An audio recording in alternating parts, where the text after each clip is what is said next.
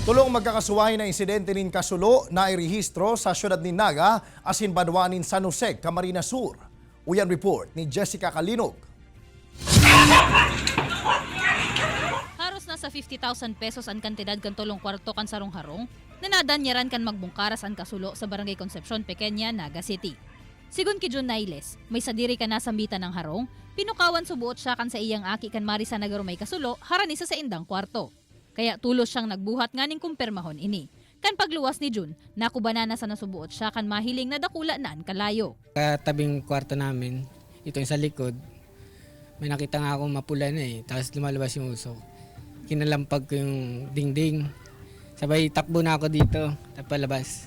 Kabali ang kwartong inikan pamilya ni Nanay Francia sa natumtum kan kasulo, kung sa inmayo sindanindawa anong gamit na naisalbar, apuera sa buhay nindang duwa kan sa iyang aki. Nagpuon po kaya kami digdi ang ipos man ng mga gamit pagkatapos bigla lang nawara. Istorya pa ni Nanay Francia, dain niya subuot aram kung paano sindama puon liwat, makalihis ang insidente. Gabos kaya na importanteng dokumento asin mga gamit sa paghahanap buhay, arog kan manicure set niya asin cellphone, ang nakabali sa natumtom. Sa ngunyan padagos man ang pagigibong investigasyon kan BFP Naga sa insidente. Saro po sa anggulong na hiling me na baka kasi long weekend po baka may naiwan po siyang appliance niya or kagamitan na nakasaksak.